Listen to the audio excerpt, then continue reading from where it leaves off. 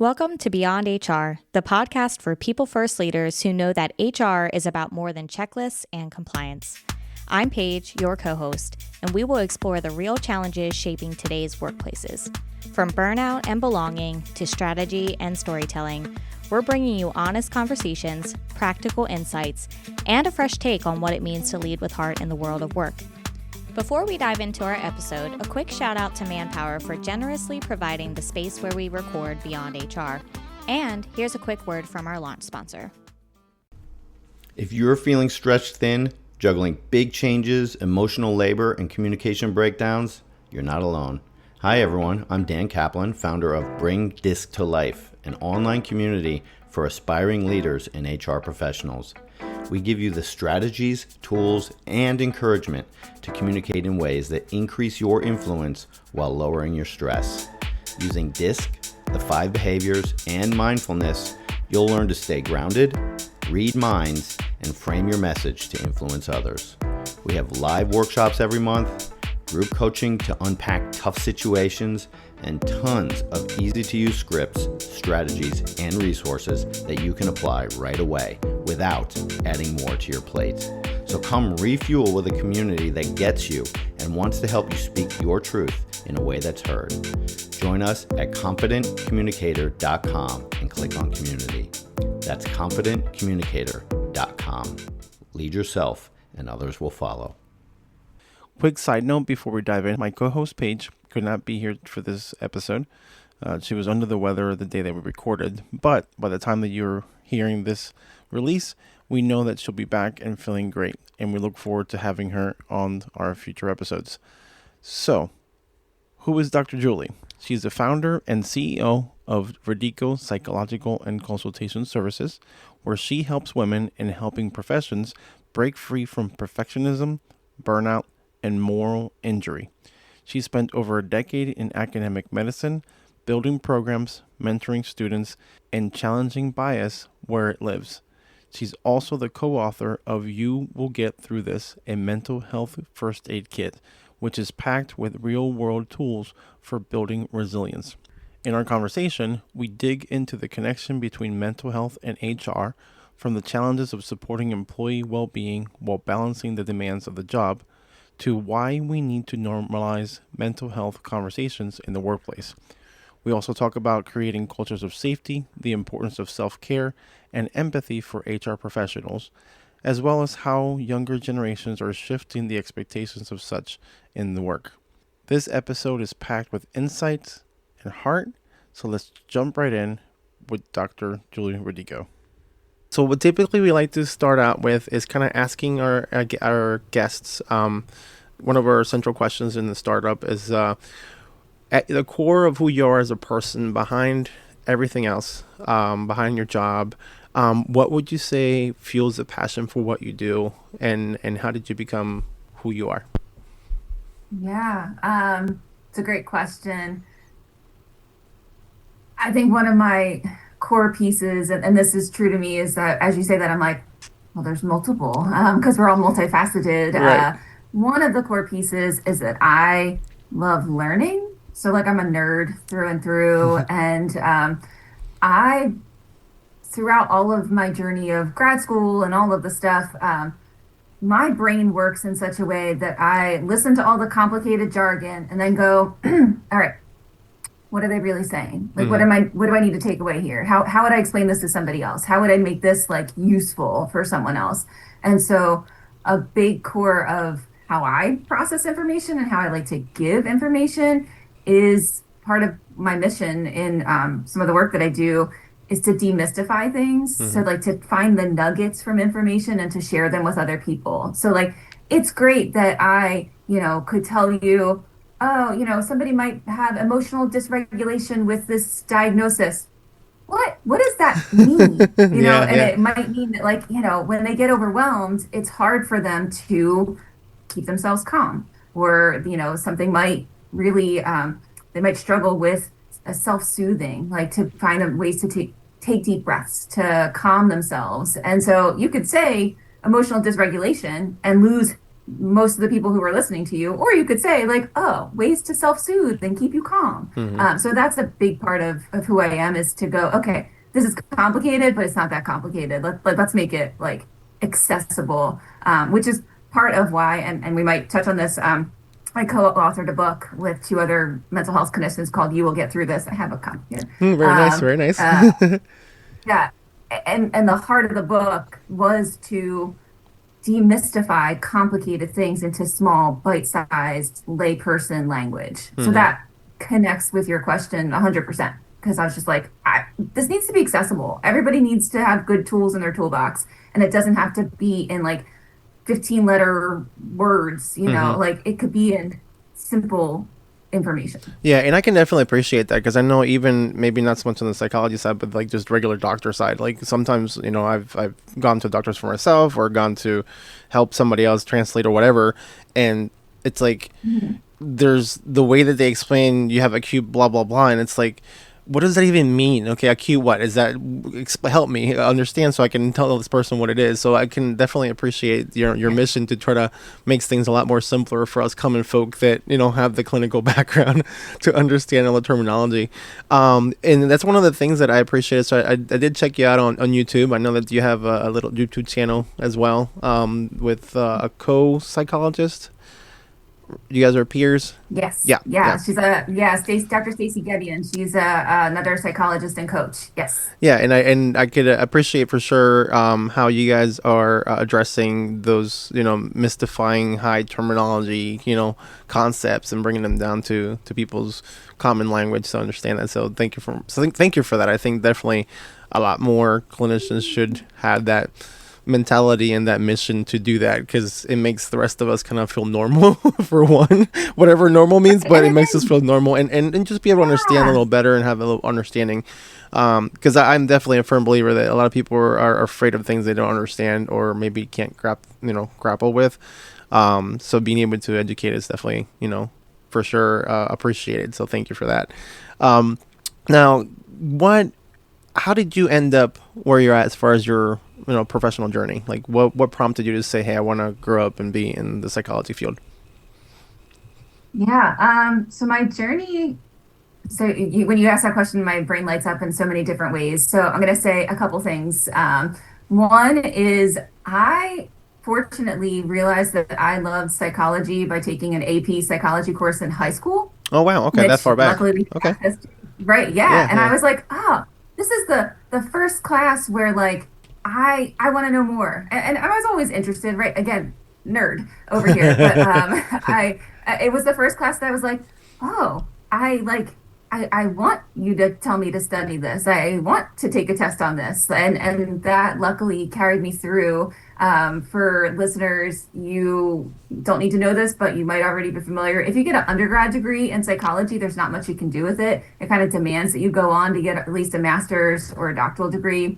And so that was my journey. And I ended up working in, I pursued working in medical settings for about a decade. And part of why I did that before I transitioned 2 years ago into my own private practice was people show up to their primary care clinician.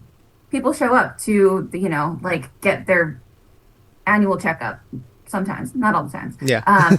And the truth of the matter is that there's this big push to have psychologists and mental health clinicians in primary care settings, because that's where people tend to show up. And there's statistics about, if your primary care clinician refers you to a therapist, to a psychologist, to whoever it may be, the rate of actually like you showing up after being referred is like 20 to 30%. It like drops drastically if you're going out into the community to find somebody.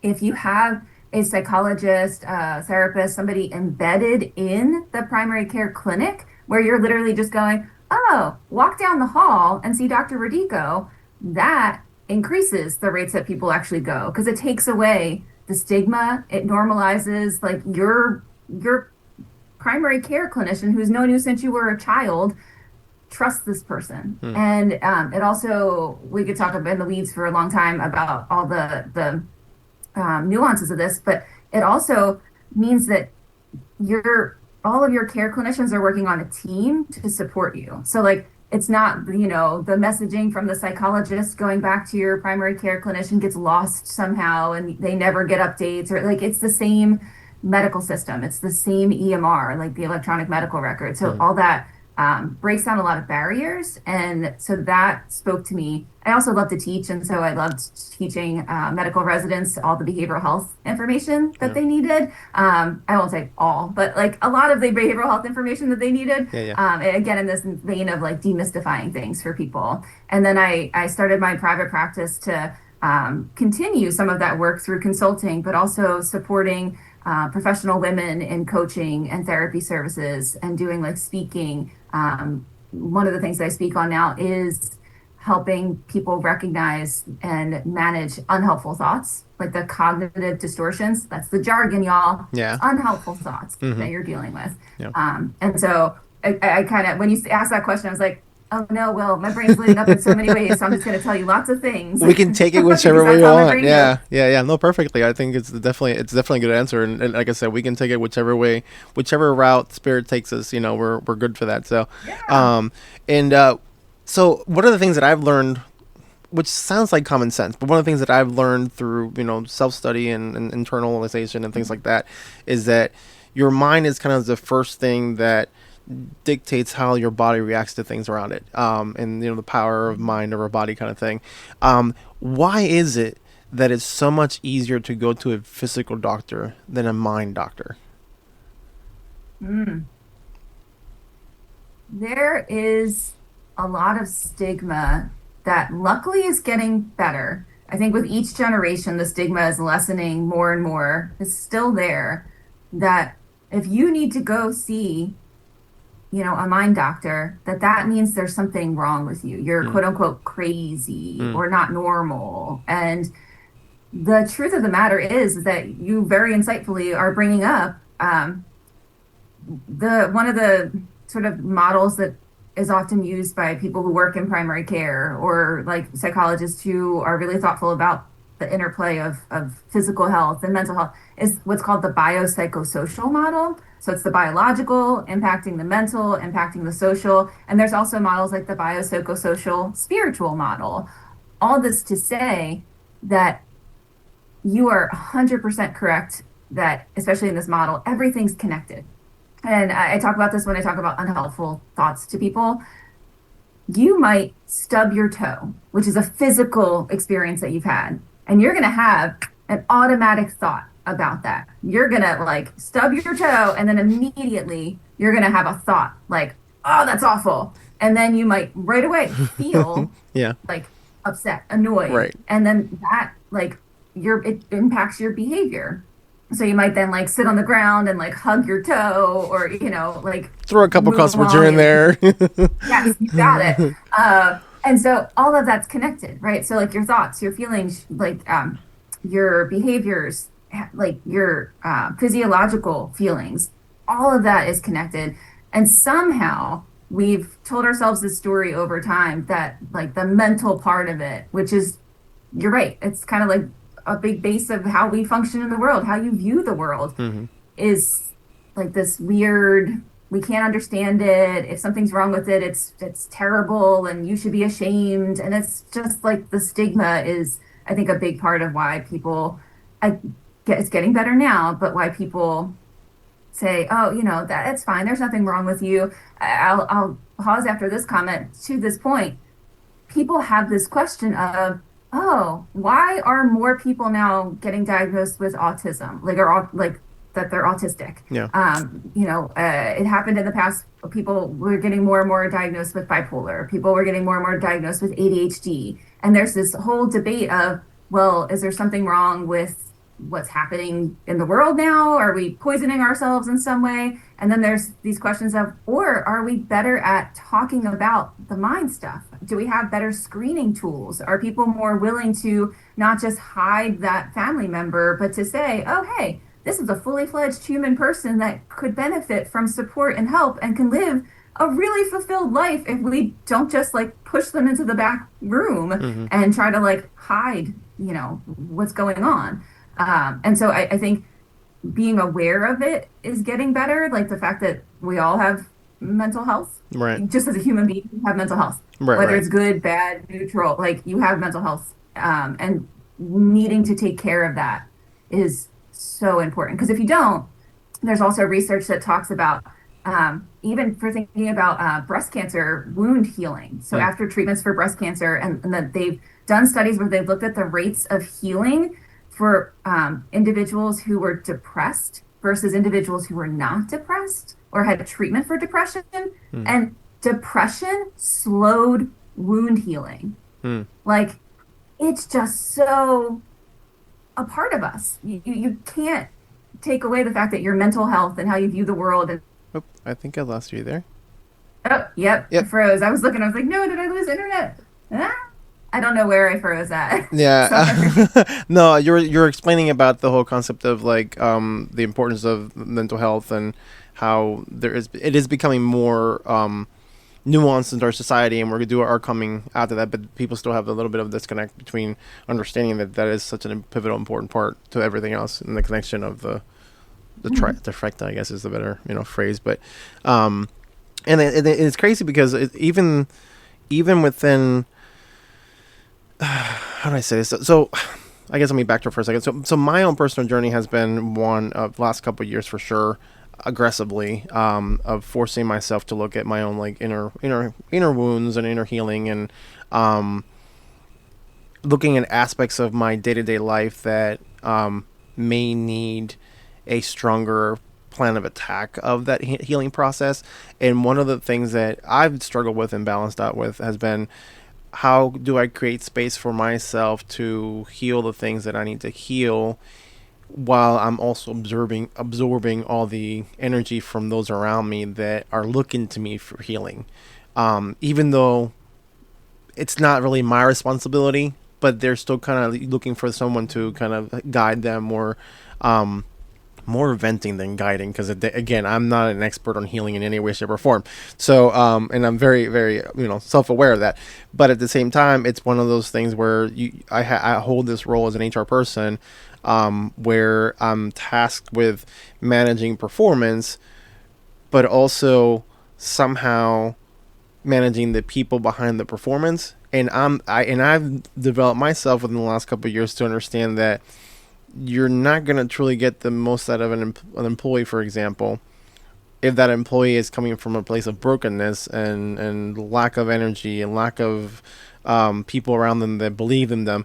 So it's been a very challenging dual thing to address or try to balance out, because I understand that business has to run, but also if the people that run the business aren't at their optimal self, then where does that leave the person, which for me, I'm not a clinical empath for all the definitions that word may come with, but I tend to have, I feel like, a higher level of empathy towards people that I kind of carry on their burden sometimes.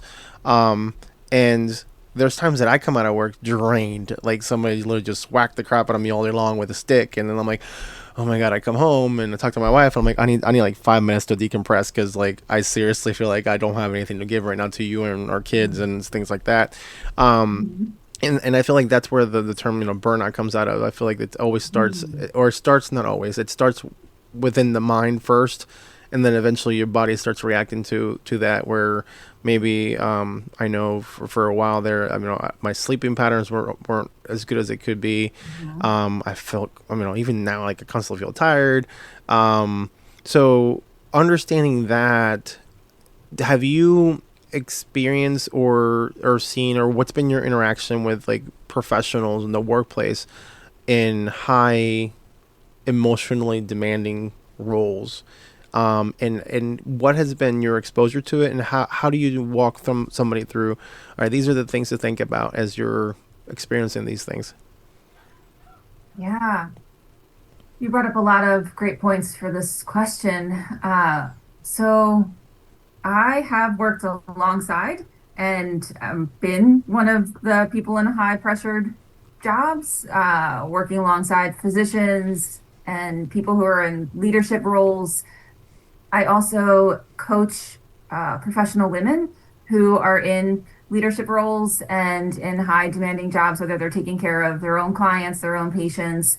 And you bring up a really fantastic point related to how to make sure that you are taking care of your own needs so that you can take care of others. And similarly, how to set boundaries around that, to know when it's important and you need to serve what you want to do, like have empathy for other people and to hold their stuff. This is an analogy I use. So as a psychologist, a coach, my job is to hold other people's stuff for a period of time, right? So if somebody came to you and was like, Will, I'm struggling, you wouldn't want to be like, okay, well, I know that's hard, whatever. Yeah. You're going to meet them where they're at and be like, yeah, that sucks. Like, let's talk about it. How can I support you? What, like what's going on?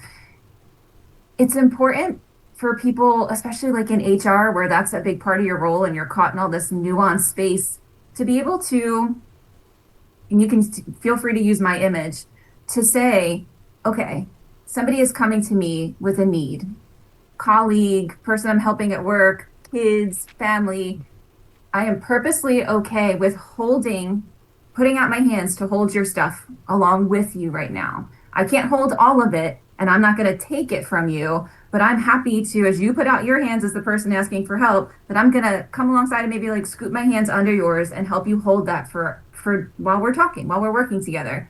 And then this is the key, to have a practice where you are then saying, okay, well, our time is up for now, or we're going to continue this conversation later, whatever it might be, to purposefully, and feel free to use my image, say, okay, I'm either going to hand this all back to you, or I'm going to take my hands and put the stuff down, on the table in front of me, put it in a box, whatever image works for you, but purposefully knowing that you're engaged with that person, you care about them, you're there with them while you're there with them. And then you need to, for your own health, put that stuff down. You can't hold the weight of the world and then feel like you're going to take care of yourself. Because to be able to have the strength to hold other people's stuff along with them, you need to be like exercising your muscles, right? You might do a lot of different ways. You might do self-care like deep breathing, progressive muscle relaxation, mindfulness practice. You might have routines where you turn off your brain. This is one of my go-tos. Is I love to sing. I love Broadway. I love musicals, but I just love music in general. It's how I was raised. Awesome. And if I'm at the end of the day and I'm like, I need to just turn off my brain for a moment, I need to like switch gears, reset, I'll pick a random type of music and I will rock out, sing along at the top of my lungs, dance around, whatever it might be, but to reset, to say, okay, yep, nope, I put that stuff down and I really put it down because I'm like all over and I can't hold it. I'm not holding it right now. Like I need to do something for me so that I can show up in other spaces and really like invest my time and my energy. But the take home message from all this, I hope listeners take, is like, it is so valid that you can't hold everybody's stuff all the time. You can't solve everyone's problems. If people come to you and say, you have to solve my problem 100% and completely, that is not a reasonable ask.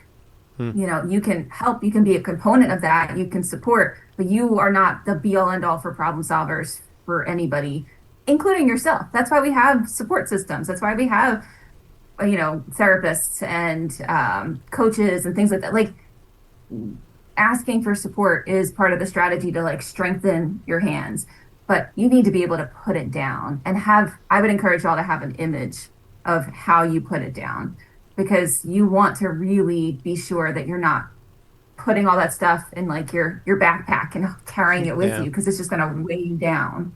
Yeah. And I mean, it can definitely be hard. I know from my experience, like we care a lot about our jobs, and I might be generalizing, but I know for the most part, every HR person that I've met personally really care about our jobs and really care about our people. And at times, sometimes to the point that you might get accused about caring too much for people and not about business, and then you have to figure out a way of redefining that narrative. But one of the things that I have found for myself has been that if I don't make the priority to find that time, then I feel like I'm not doing enough. And I know that sounds crazy, but I feel like if I don't make the priority to find that time, time flies so quickly. And I think more recently I've been able to kind of sort of reset that mindset a little bit. Because I mean, HR work is 24/7. I mean, especially when you're at certain levels of HR where you're either overseeing facilities or multiple facilities at a time. Sometimes you're like the specialist in the employee relations side, where you're almost like an on-call kind of thing. I give kudos to you guys in your profession, because I know part-time, so I feel like sometimes HR people are part-time therapists, not clinically certified, and somehow have to manage all that stuff. And sometimes I cross my fingers that I give the right advice to somebody, not knowing that I need to be like, oh, this is not meant as any medical advice or any medical, things that you should do. But from my experience, I can only tell you that this is something that I would do if I was in your shoes. But definitely, it takes a lot of intentional, forceful at times. Hey, I need to set out 5 minutes of my day, or 10 minutes of my day, or early in the morning before I go in, to be able to create some kind of like you're saying earlier, ritual or grounding session or something to give that space to yourself. But it's hard sometimes because you get distracted by so many things. And so as far as like from an HR perspective, because obviously this podcast is for everyone, but we do want to give some practical tools and practical things that HR folks that are listening could do. What would that look like in your mind for an HR person who is, let's say, a department of one, they're a mid-level HR person trying to figure out the navigation between making sure that the company objectives are being carried out, but also caring about the people behind it, and how could they best speak to those operational leaders to say, hey, we understand that there's a productivity that has to be met, but these are the things that are happening behind the scenes, and that may not understand that, maybe have the stigmas, or may just not comprehend the aspect of the humanity behind the workplaces. Yeah. So two thoughts are coming to mind. One, I want to join very quickly with what you had said in trying to find time to prioritize, like taking care of yourself. One of the things I encourage people to do is schedule time on your calendar for self-care. And that could be 5 minutes, that could be an hour, that could be whatever it looks like, but schedule it and treat it like it's an unmovable appointment. Like you wouldn't, unless there's like, I don't know, an some emergency, big emergency, like you're not going to reschedule your, I don't know, annual appointment with your primary care physician, like, or you're not going to reschedule like, oh, this is for my kids, whatever event, like this is important to me. I need to be like, treat your self-care time in the same way. And then to your question, there's no perfect words. So I'm hearing you say that the trying to communicate the challenges and the realities that people are people, and they have their real lives and they have their real struggles, and then they come to work, and what's asked of you in HR is to try to help them be as productive as possible and improve their performance. But also, like, you can't make somebody do something that they're not able to do or willing to do. And to be able to compassionately relay to leaders that we got to meet people where they're at. Two thoughts come to mind. One is talking to leaders about changing the system versus trying to change the people in the system, and talking to the leaders related to that about moral injury. So moral injury is, there, you can read papers about it. It is this idea that, or this concept, that we might tell people in roles, their professional roles, that we really value them. And a great example of this is like, remember during COVID times when people would go out in the streets and like bang pots and pans for the medical responders? Like that is we value you. We're really important. And then what was happening is these medical responders were going to work with no supplies, no N95s, no, like they were literally covering themselves in trash bags to try to treat people. That's moral injury. We value you and what we say, but we're not actually treating you that way. Oh, so talking to leaders, because this happens in every system. I imagine every listener here is probably like, yeah, there's some of that in our system because it's rampant. So I would reflect to leaders systemically, what can you change? Like, what are the things that, so we tell people to take vacation, but then there's sort of this penalty when they do. Or we tell people to take paternal leave, but then there's this hidden penalty when they do. Can we mandate it? Can we make it so that like you get some sort of penalty if you don't take your vacation time? Like to normalize in the system doing things that would actually help people's mental, physical well-being and to call out and to try to help leaders name, and figure out what are the things that we're doing that really are like, yeah, we value you. We want you to take time, but we're going to schedule meetings at 7 a.m. and 7 p.m. Then those are Like very, very common. right. Yeah. That's moral injury. We value your time. We want you to have a lot of well-being and we don't want you to burn out, but we're going to have all these meetings that basically mean you have to work 12 hours a day, even though you're supposed to work 9 or 8 or whatever it is. Like that's moral injury. So really trying to help people who are high up in the systems who can actually change make these big impacts to help them structure, incentivize really sticking to don't respond to emails when you're not like when you're off, don't reinforce responding to email. Say, okay, I will not respond to email Saturday and Sunday if that's your weekend. Trying to help people change systems because systems are what really keep people feeling stuck in the burnout, stuck in the struggle. Yes, we all have our individual struggle stuff that leaks through when we come to work and if it's not well managed. Another strategy might be if you have an EAP in your system, like an employee assistance program, what about everybody has a mandated EAP appointment? It's just auto scheduled for them once a year. They have to opt out of that appointment, but it's during work time, it's scheduled for them, and they can choose to opt out, but it's normalized that you would go to your EAP and you would have a well visit and maybe 5, 6, 7, like whatever your package is, but to normalize that the things that we say we want you to do for your wellness are actually things that we're going to like mandate you to do for your wellness that you can opt out of, but like you need to take your vacation time. You need to go to the EAP. You need to like not answer emails on the weekends, like changing the structure. That's what if I could get a bunch of leaders, like C-suite people in a room, I'd be like, all right, y'all, let's actually change some systemic issues here to help people actually know that we want them to be well. Yeah, and the crazy part is, it doesn't really seem like it's that much rocket science. Like it's just a matter of getting someone together. And I know, especially like older companies that are kind of, this is the way we've always done it. Don't rock the boat too much. It's definitely a challenge trying to figure out what the best way of addressing that. To your point, and it's interesting that you actually brought that up. I hadn't thought about that. That subconsciously we're delivering a separate message from the things that we're trying to consciously accomplish. And it's almost like we're talking from both sides of our mouths, and it's definitely, again, it goes back to my point earlier where there's things that are obvious but you don't think about it until somebody points them out. Now, in your mind, what do you think is, I always ask questions but then I think about the background.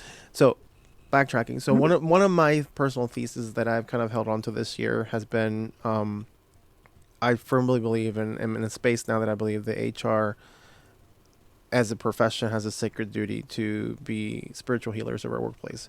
And a lot of spiritual things happen starting with their mind and our mindset and how we see things and how we, and this is not religion, but this is just, our spiritual wholeness of who we are as individuals. And one of the things that it's very challenging, obviously we can't control people around us, and I'm fully aware of that, and being able to find ways of allowing people in the safe space to open up their minds and heart to understand that is so challenging.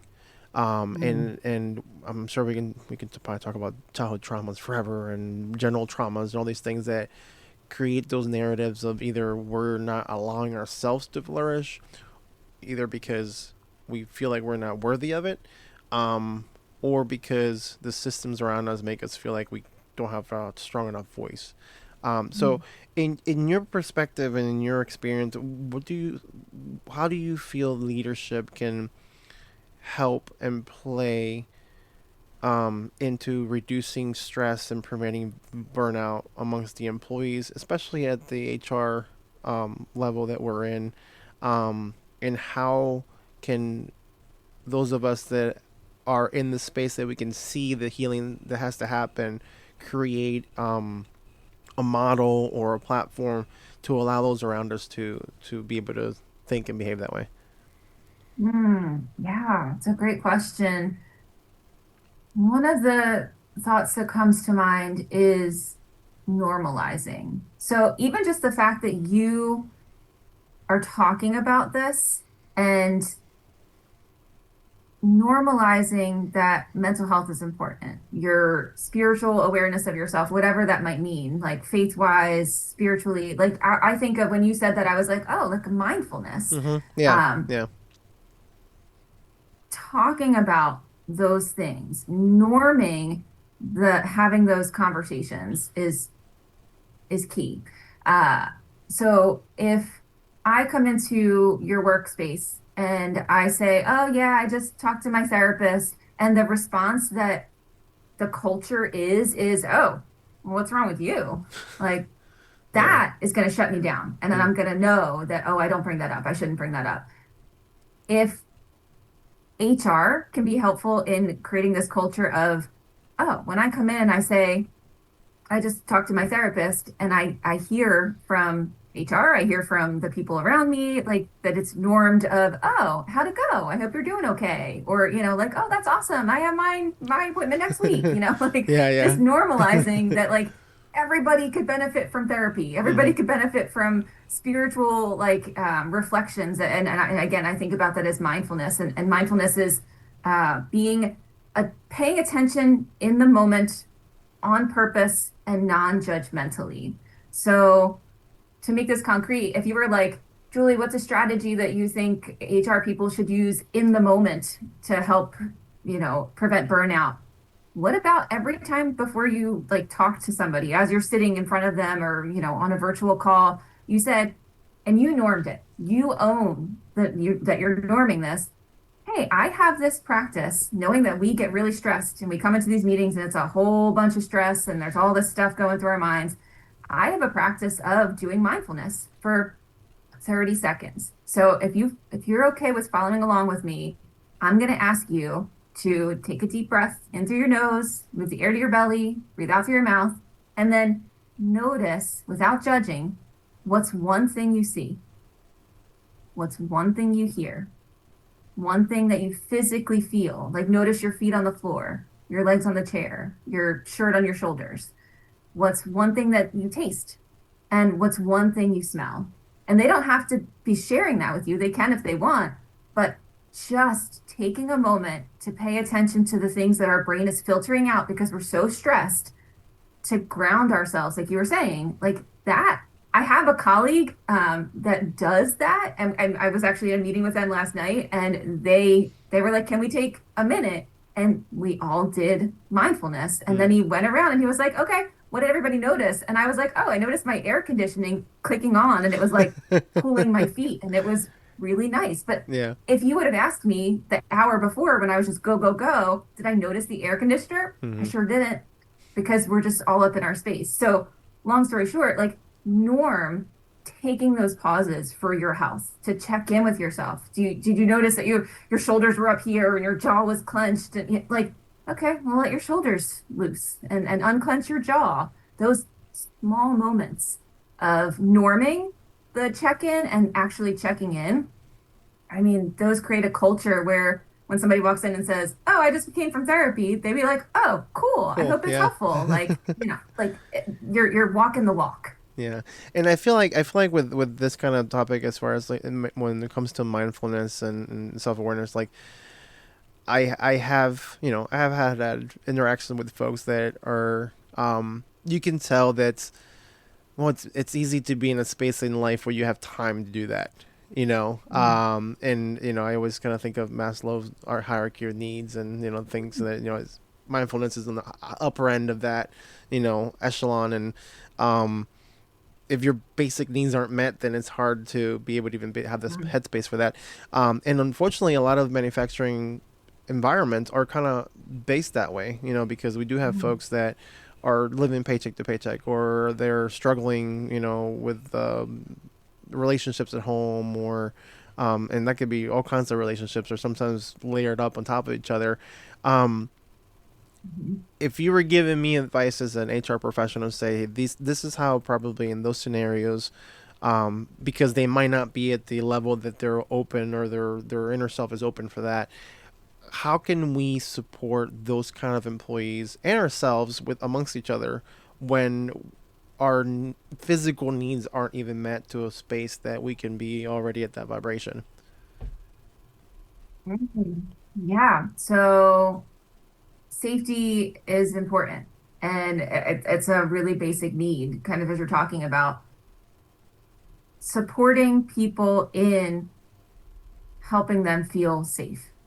So asking them in whatever language you feel comfortable with, but checking in, and maybe you do this in one-on-one safe places, you do this in surveys, you gather data, you do 360, whatever it might be, but you're trying to find out what are the things, the people, places, think, like what is adding to their feelings of safety when they come to work or in their home life. If that's something that's relevant, I might stick to work because you're talking about work.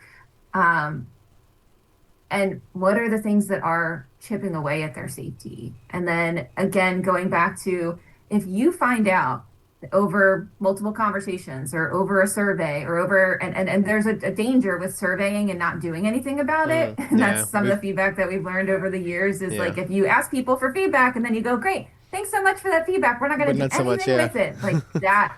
Yeah, that's moral injury, right? Yeah, that's okay. Well, I'm not filling out this stupid survey because you're never doing anything. So like being really mindful to impact how you can, like there might be small acts of safety that could be implemented that would have a big impact on the people in the workspace. Is it knowing when you're having conversations, you're creating safety by telling them the limits of the confidentiality. So basically you're saying like, here's how this conversation might go, and here's who I would share it with or not. That creates safety. So they would know if they can share and what they can share.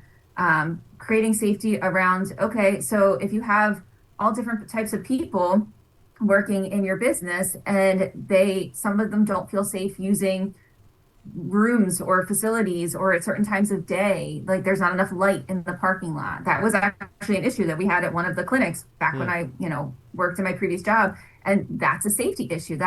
Well, you need me to work until sometimes 7, 8 o'clock, but then I have to walk to my car in the dark. I don't feel safe doing that. Like that was complaints that were heard, and they got lights. They fixed it, right? So like addressing, I think there's so many levels of safety that you can think about. And yes, the stuff that people bring from home is going to leak in their experiences. The trauma that they've experienced is going to have their radar be like scanning what they're viewing and what they're experiencing in ways that they're scanning for risks to their safety. They might be hyper vigilant or might avoid things that make them feel really uncomfortable that another person might be like, that's fine. So, I mean, the most important thing to do is to find out what the risk factors are for the people that you're working with, and to actually, and maybe this is going back to the people high up, saying, here are the things that we are hearing. We need to do X, Y, and Z about some of this stuff. Because it's not just one or two people, it's like a bunch of people. This is a valid issue. What can we do about it? How can we change the culture in a way that normalizes safety? So like not saying, oh, if you need to, you can use this extra room that makes some people feel safe. So for example, there's often an issue with people not having places to pump for breast milk. And so that was a mission at the hospital system I used to work with. There was a whole policy that created from my department. and got implemented around the whole hospital system, that then there were places, and it was normed that these places would be actively used. So it wasn't just like, oh, okay, you're the one weird person that's actually going to go use that. No, no, it was like there's a whole culture shift here. So basically, what I'm saying is finding out and doing something actionable about what the safety risks are, because you don't want to morally injure people by surveying them and not doing anything. Right. But also then norming it, saying, okay, well, we're closing that other space that people would usually go to, or being like, we're making this new safe space the norm, so that people, again, basically would have to try to opt out of the new culture, the healthier culture, which they might, but you want them to default be sent to the EAP, like to have an appointment waiting for them for everybody. It's just a norm versus oh, okay, if you need to go, you can go. You're the one person. Like this should Yeah. feel weird for you. Like no. Like it's safe. Go talk to people. So I said a lot of things, but it's a really important, thoughtful topic. Yeah, it's funny though because I know I worked for companies where they unless you opt out of 401k, you're automatically enrolled in 401k. Mm. So it's interesting to hear you kind of make the same suggestion for a mental health type of program, either through an EAP or whatever service the employer might be using, to to be if you don't want it, then we're gonna be calling you every other month saying, hey, when are you gonna come meet with us, or when are we gonna go on a walk or go outside. That's kind of interesting.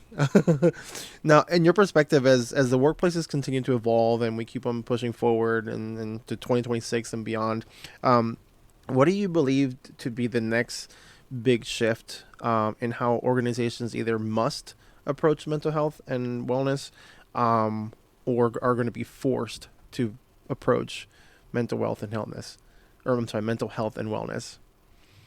Yeah. Well, and the caveat to that question too is the fact that I know that as generations of start coming into the workforce, and we already have it happening in the HR world. We already have the whole generational battle of what is expected of people. Younger generations come in wanting a little more freedom and flexibility, where older generations, I lose count how many times I've heard, back in the day, I would just to come to work and I would bleed the company and I would do this and I just did what I was supposed to do without asking any questions, where that's not so much the mentality anymore. So from our perspective, it's already happening, but I feel like as the younger ones keep on, whatever generation next name is going to be, starts entering the workforce, it's going to be even more of that. And as the older generations start, retiring and weeding out, back to the question, like, what do you see as that evolution, what that looks like, and what's something that companies are going to have to be able to wrap their head around? Yeah. It's a fantastic question. My perspective is valuing individual voices is going to become even more important. And you mentioned it, and I was like, you stole the words from me. Flexibility is going to be key. So, I mean, I'm an elder millennial. I will claim my. I'm there with my, you. I'm there with you. so, but even in my older part of the generation, flexibility is huge. Being able to really value and try to walk that like work-life balance. We use those phrases.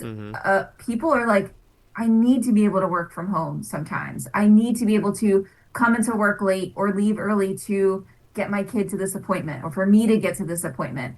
I don't want to work in places that don't give me any flexibility. So I have friends that do 4 10-hour days and they're like, I could never go back to 5 days a week. Like being able to meet people where they are, I think is going to be, because that goes to that individualistic sort of, like, I think that's going to be so critical. Similarly, the younger generations are more and more open to talking about mental health, talking about their feelings, talking about advocating for themselves and for their colleagues. That is really emphasizing the importance of creating a culture where you're not just talking it, you're walking the walk of, yeah. Like, so if you were to say to, somebody who is from a younger generation, oh yeah, we really value work-life balance. So you're going to work 80 hours a week and you're never going to actually take your vacation days, and they're likely going to walk. They're going to be like, what are you talking about? Like, Yeah. I'm not made for the capitalistic machine. I am made to enjoy life and to work and to earn money, but also to like have time to spend the money. And so I think that's going to be just even more important. And I'm really curious to see what it looks like in 20 years, because that's a positive influence. It feels hard and it feels frustrating, especially when you have this like beautiful melting pot of mixture of ages. And you're Yeah. talking about, like people from, you're somebody in there who's 25 working with somebody who's 65. Mm-hmm. That's, there's a lot of difference there, but there's also a lot of similarity that they both probably want to spend time with their families. Yeah. They both want time to enjoy the money that they're earning. They both want to have healthcare coverage and be able to use that. Like, I think that different generations, and we talk too much about like blanket kind of like, oh, millennials are this. Yeah. And like, Yeah. Yeah. no, like, for grain of salt, for what it's worth, there are some differences, just because like you and I, it sounds like, grew up where I had a typewriter when I was in fourth grade. And then like I lived through the time of like fifth grade, we got AOL. Mm-hmm. And then, And the like wonderful high beep of school. death. The Yeah, exactly. Like, yeah. yes. Yeah. But then I had a cell phone, and then I had an iPhone, and then I had like, I was just like, we have lived through a time where things have changed so fast. Yeah. Like it has been, but we were analog. We went outside and played, and people talk about like kids these days don't. They do, but they also do have greater access to information than we ever did. We had to like go look it up in an encyclopedia, and there was a little tiny paragraph, and you maybe Yeah. got what you needed. Like I remember those days. I still remember having to pull out a map to get somewhere and trying to figure out what route to Yes, take and memorizing it before you got there. 100%. Yes, And you had yes. to write things down on a piece So of paper. Make a left at this road, and it's 5 miles down. Maybe, maybe not. Who knows? yes, my mom, a wonderful human being, she always had this thing, could just made me think of this, where she would never turn around when she got lost. She's like, no, you just keep going and you'll figure it out. And like that's the mentality I grew up with. And then now it's like, if my GPS isn't telling me like where to go, I don't know where to go. I'm like, just keep, like, clearly that road's probably gonna come to that road. Like, She had give it her, a try. she had her own internal recalculating mode. Yes, and I mean we got places, Yeah, so yeah. If anything else, to give yeah, you more scenic to see, the scenic route, as I exactly. always tell my kids. 100%. That's one of my favorite things, is where you end up taking a wrong thing and you come out somewhere and you go, oh, that's where those people come from. I love it so Yep, yep. much. Or that's where that road leads. I didn't realize it came out to this side. Yeah. Yeah, for sure, for sure. So I know I could talk to you forever. Honestly, there's so many different things that are running through my head, but I obviously want to be cognizant of time. But, so based on the conversation that we had today, if there is one or two things that you want to be like, hey, if you didn't, as a listener, listen to catch anything on this conversation, and what would be the one or two most powerful takeaways that you would say? This is, if you didn't hear anything else, this is what I want you to understand or hear or listen to. Yeah. And it's actually something that we didn't explicitly touch on. The thing that I want people, everybody, to be aware of and to identify for themselves and use that as their compass to drive what they do professionally, personally, their values. Hmm. So you can search engine right now as you're listening, list of values, and you're going to get lists that have like 200 words on them. And they might be things like family, achievement, spirituality, like jogging, like lots of stuff will come up on values lists. The goal is that I would have for people is to narrow down your values to a top 5. If you need a top 10, fine. Try to prioritize. Yeah. I have a values list, and every now and then probably like every 2 months or so, I open it up because I have it saved, electronically. I'll Yeah. open it up and I'll look and I'll say, okay, all the things I've been doing this month or the past 2 months, how do they align with my values? Mm. And I do a check-in. So if you let's just make it up and say that you value achievement, it's in your top five, then when opportunities come to you, you want to weigh like, okay, how does achieving this thing right now mesh with my other values? If another value is like enjoying my time with my family, like, okay, how do I balance those things? But also, how do I know that I'm making space for that? If I really value achievement, then like, okay, if an opportunity just came up at work and I was thinking no, but you know what? I might be able to go for that. And I think it would give me a lot of energy and help me really feel like there's this good sense of purpose in what I'm doing every day.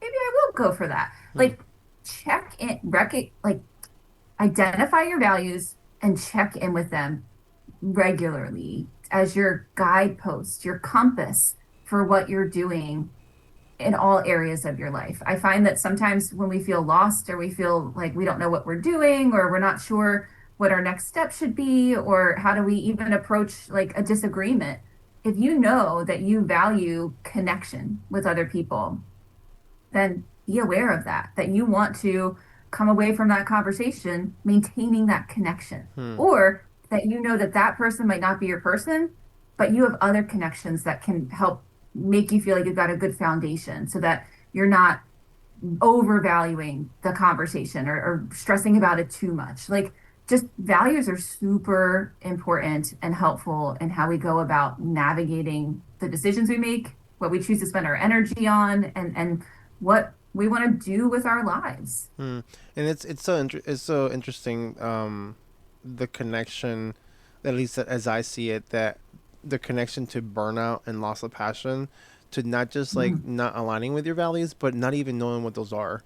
Yeah. Because to your point, like, I guess that's step one, is making a point of figuring out what those are. Because a lot of times, like for myself, and I always tell people this, like I bumped into HR by accident. I didn't go to school saying, "Oh, I want to grow up and be a human resources professional," you know. Um, but once you jumped into the field, and I'm assuming any field that has to do with human interaction, if it's not something that you meant to do or you actually sought out to do, it's so easy to just coast, kind of like you're floating in the ocean, and the day-to-day functions of the job and everything that you're doing. It's almost like you get to that pivotal space in your career or in your life where you're like, you know what, why am I doing this, you know, Mhm. and am I doing this for the right reasons, or Mm, am I just stepping into this role because I this is what I know, not realizing that yeah. this is not in fact what lights up your soul. Because that's the other aspect of what we want to address with our podcast too, is the fact that maybe having that self-reflection that maybe HR isn't what you were meant to be or what you were called to be. It just so happens that you were in that space and time that you filled that role because you were needed to, but now you're transcending that level of who you are. um it starts with understanding what your values are. It starts with understanding who you want to be, and what you foresee yourself. So thank you so much for bringing that up, because I think we would be doing a disservice not addressing that aspect of it for sure, and making sure that our listeners are doing some, I call it aggressive inspection of ourselves, and looking for those values that, you know, what are they first of all, and how can they align. Because I firmly believe that once you lose your passion, that means that there's a disconnect between who you are as a person and what you're doing day to day, and it's not feeding each other. So definitely thank you so much for that. I'm glad that you brought that up, because that's something that didn't pop in my mind throughout our conversation, because I I'm self or what is it called, self-diagnosed ADHD. So I tend to go all over the place, but definitely thank you. Before we wrap up, we want to give a special thank you to two of our sponsors. First, we'd like to once again thank our launch sponsor, the Bring Disc to Life community at confidentcommunicator.com, for their generous support. We also want to thank one of our founding supporter sponsors, Chain Solutions. They have believed in the Beyond HR podcast since day one, and we are proud to have them alongside us. Chain Solutions has been a trusted name and background screening for just over 20 years. They are accredited, use secure mobile first technology, and offer incredible responsive support with an average response time of just 18 minutes. If you're in need of a background screening partner who gets it right, fast and secure, Chain Solutions is one to know. And just for our listeners, they are waiving their usual $250 setup fee. Just mention you heard about them on the Beyond HR podcast. Thanks again to Chain Solutions for being a part of our journey. So in regards to you, I definitely want to give you an opportunity to talk a little more about yourself before we wrap up our conversation. But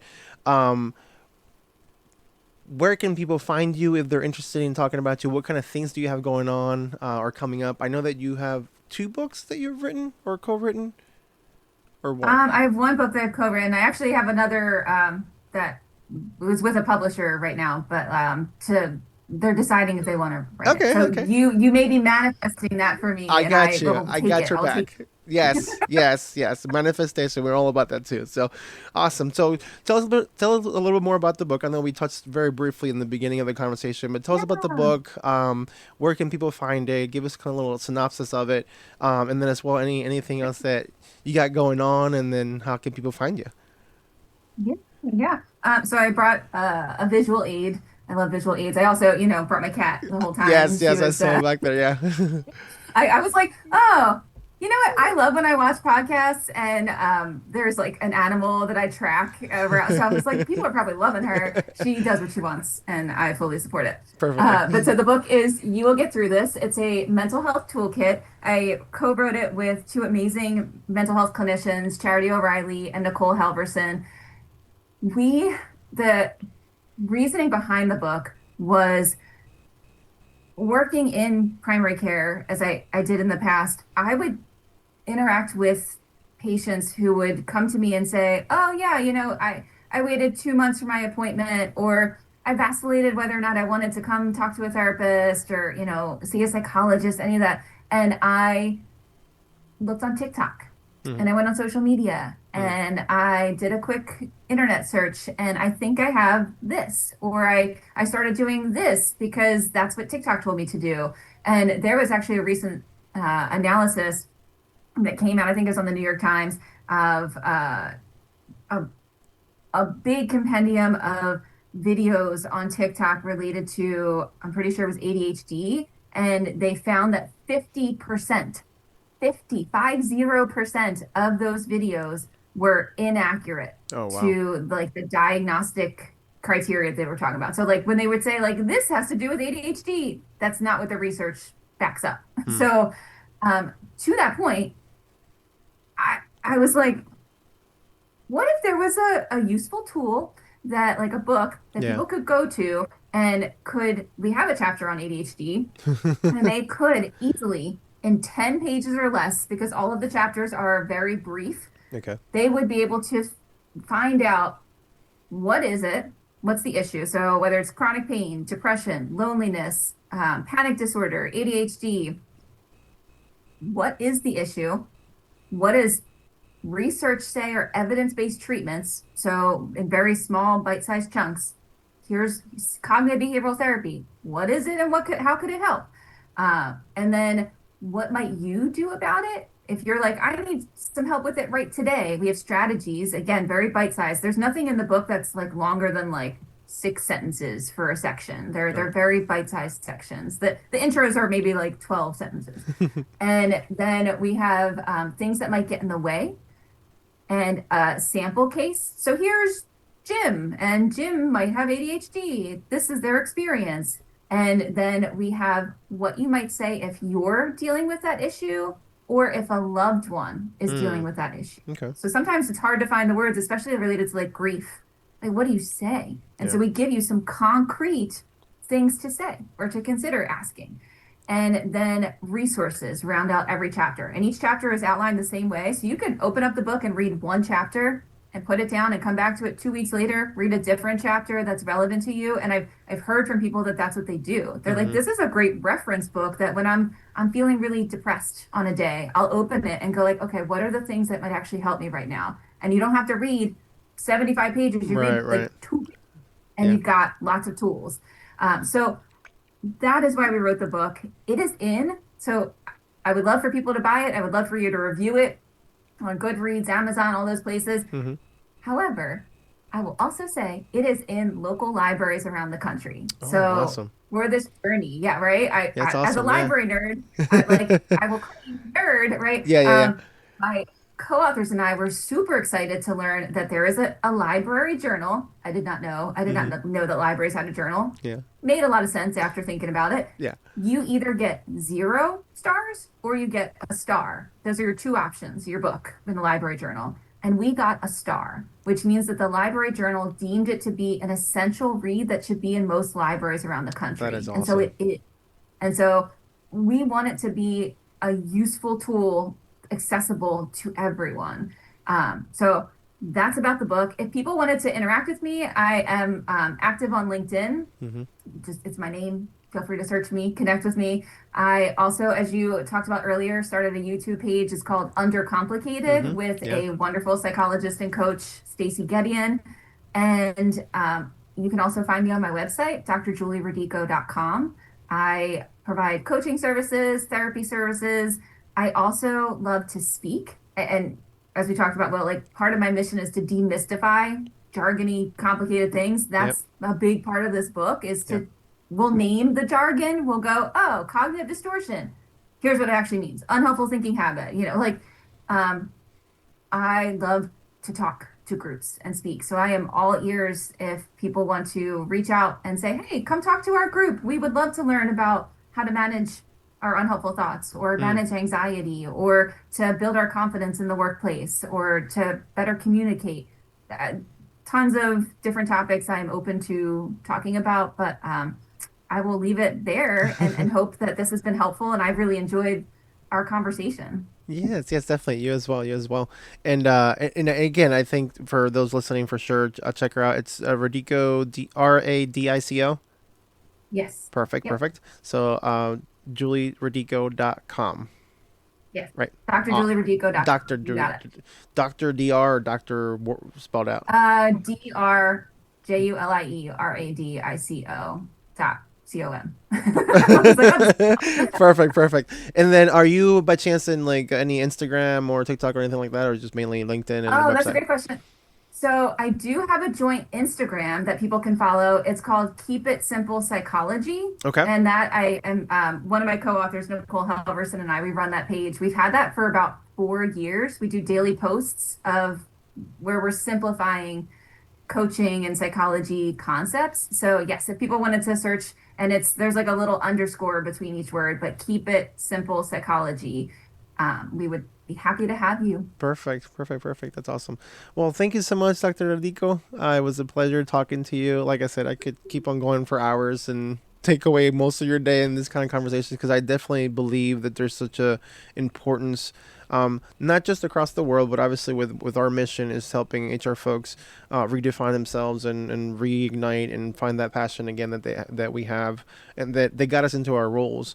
That there's a very basic element of mental health that is a key component to what we need to be able to, where we need to be, so that we can help our employees and our peers be there with us as well. So thank you so much for your time. I appreciate you. And good luck with the book. I expect to hear something from you about that book, because it will be coming published. It will be out, and we look forward to seeing that out there in the universe. So thank you so much. Appreciate you. Thank you. Thanks for tuning in to the Beyond HR podcast. We hope today's episode inspired you to reflect and grow in your own HR journey. Connect with us on LinkedIn, Facebook, Instagram, TikTok, and YouTube at Beyond HR Podcast. If you found value here, share it with your fellow HR professionals. Until next time, keep making an impact on yourself.